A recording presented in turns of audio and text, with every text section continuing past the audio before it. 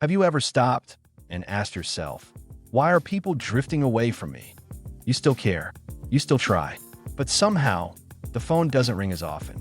The visits slow down, and you start to wonder, is it them or is it me?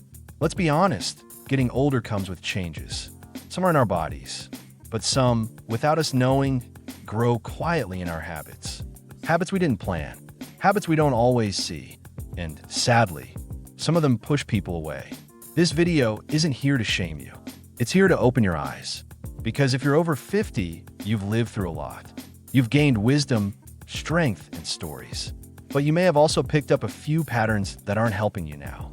Sometimes these habits feel small.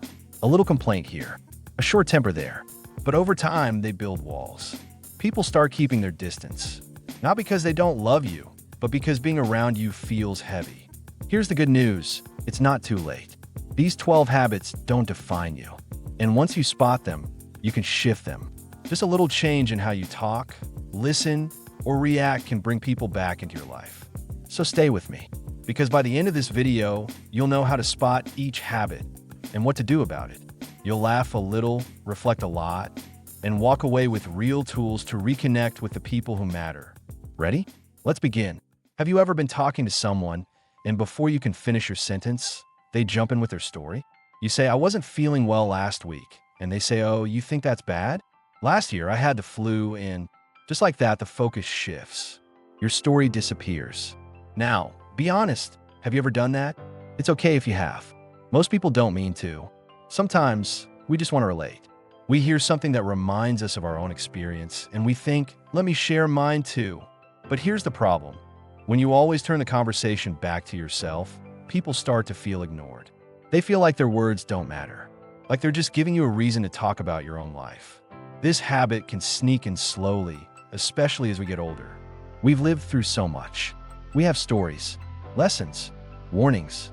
We want to pass them on. But not every moment needs our voice. Sometimes, people just want to be heard. They want to share without being corrected, compared, or interrupted. So next time you're in a conversation, try this. Pause. Let them finish. Ask questions. Nod. Let their story be the center for a little while. Because when people feel heard, they come closer. And when they don't, they pull away. Let's be real. Life isn't always sunshine and rainbows. A sore knee here, rising prices there, noisy neighbors, bad news on TV. There's always something to complain about. And yes, talking about problems is normal. It helps us let things out. But when every conversation becomes a list of what's wrong, people start to tune out. Think about it. Nobody likes to feel dragged down. If every phone call, every visit, every chat turns into a storm of complaints, even the people who care about you the most will start to keep their distance. Why? Because it's exhausting. They come to connect, to laugh a little, to enjoy your company. But if all they hear is what's broken, boring, or bothering you, they leave feeling worse, not better. This doesn't mean you should fake happiness. You don't need to pretend everything's perfect. But there's a big difference between sharing your feelings and turning every moment into a venting session. So here's a small trick. For every complaint, add a little humor or one thing you're grateful for. Say, yes, the traffic was terrible, but at least I had my favorite music on. That small shift can make a big difference. Because joy is just as powerful as honesty. And when people feel lighter around you, they'll want to come back again and again. You've lived a full life. You've seen things, learned lessons, made mistakes, and grown stronger. That's something to be proud of. But here's a trap many people fall into, using age as a way to act better than others. It might sound like you're too young to understand, or back in my day, we did things the right way. It might come with a sigh, a roll of the eyes, or a quiet judgment. Now, here's the thing. Experience is valuable. But if you use it to shut people down, it builds walls instead of bridges. Younger people stop sharing their ideas. Friends stop asking your opinion. And slowly, without realizing it, you become the person they avoid. Not because of your age, but because of your attitude. Nobody likes to feel small. Nobody likes to be told they're wrong just because they're younger. Respect goes both ways. So try this. Instead of proving you're right, be curious. Ask questions. Share your stories without turning them into lectures. Let people see your wisdom, not hear you brag about it. Because when people feel respected, they'll listen. And when they feel judged, they leave. Change is hard. We all know that. New phones, new rules, new music, new slang. Sometimes it feels like the world is moving too fast and you're stuck in a place that made more sense. It's tempting to say, I've always done it this way, or why should I change now? That mindset feels safe, comfortable, familiar. But here's the truth.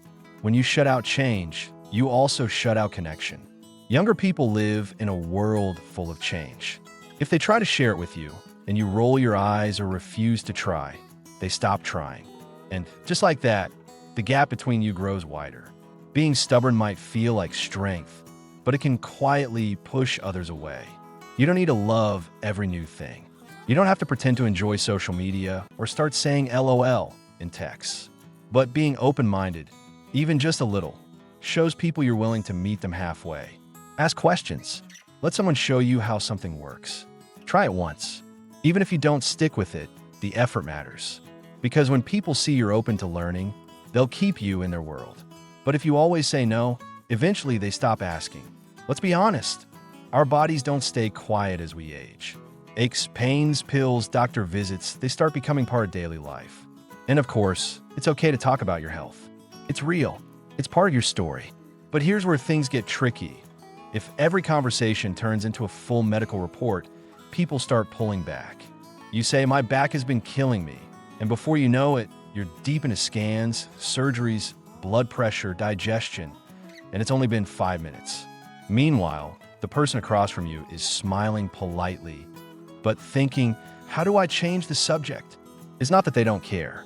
It's just that health talk, especially the detailed kind, can feel heavy, awkward, or even a little gross in the wrong setting. Not everyone knows how to respond. Some people feel uncomfortable. Others get tired of hearing the same updates again and again.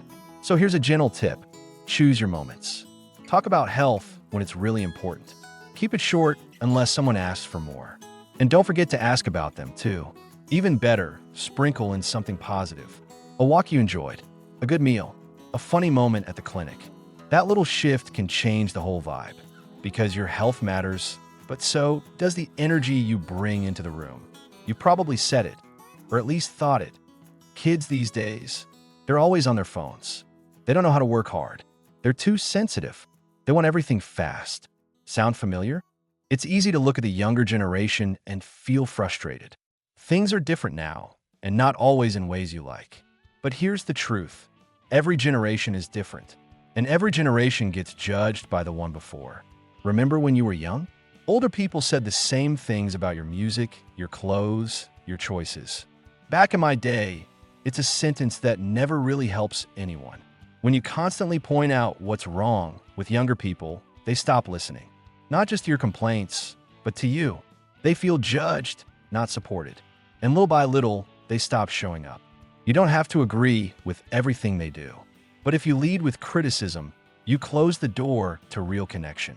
So instead of judging, try understanding. Ask questions. Be curious. Laugh at the differences.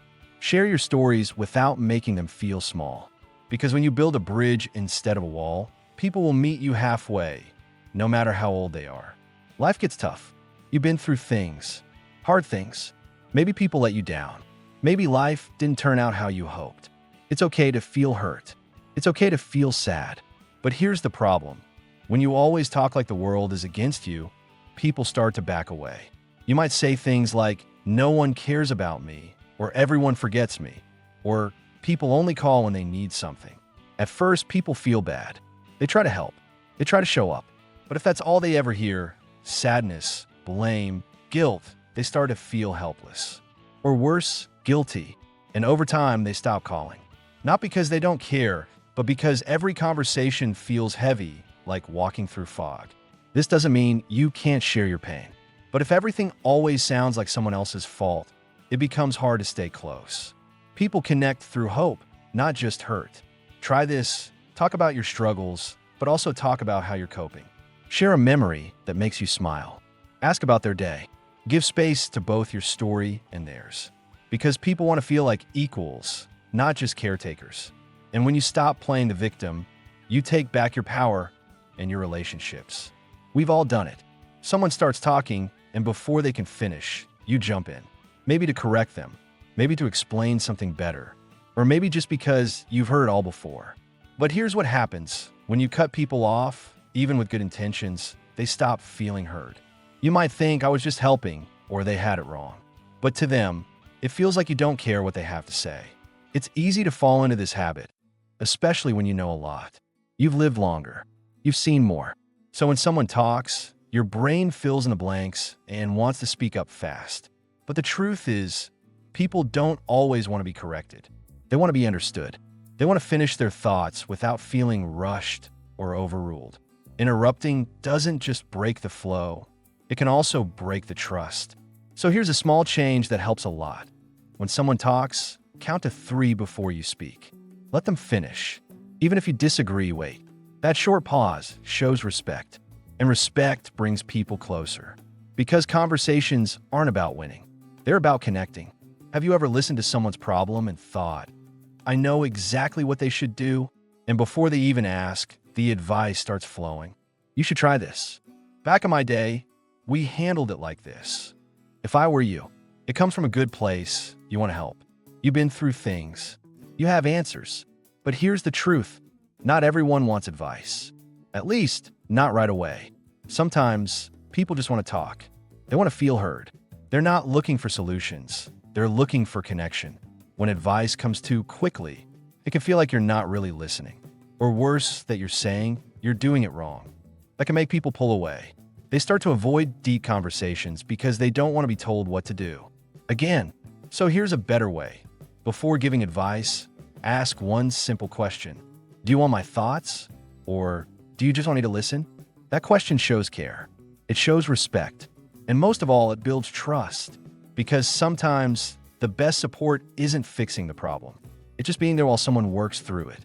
Sometimes when life gets hard, the easiest thing to do is to pull away. You stay quiet. You stop reaching out. You wait for others to notice that something's wrong.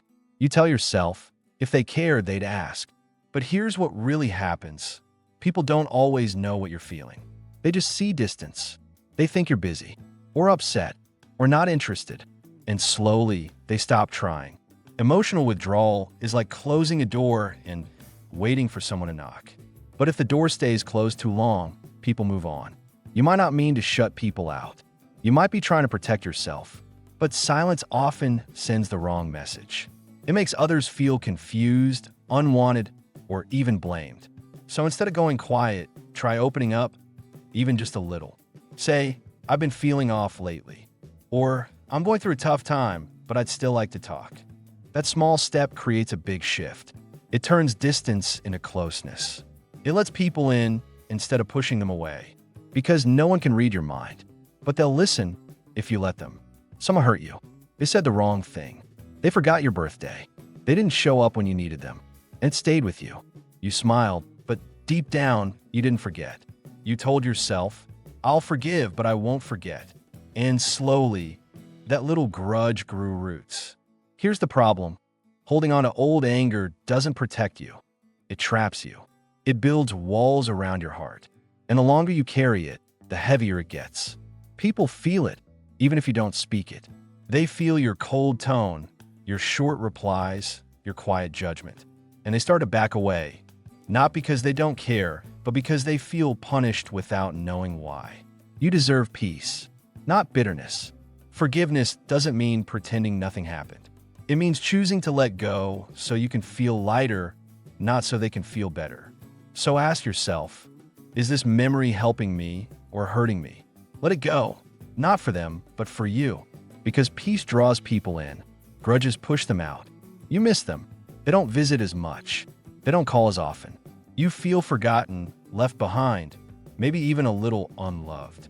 So when they finally do reach out, the first thing you say is, look who finally remembered I exist. Or, you only call when you want something. It feels like a joke, but deep down it's not. Guilt can sneak into our words. Sometimes we use it without thinking. We just want them to feel what we feel, hurt, alone, disappointed. But guilt doesn't bring people closer. It pushes them away. No one likes to feel shamed for showing up, even if they showed up late. Here's the thing, your feelings are valid. It's okay to feel lonely.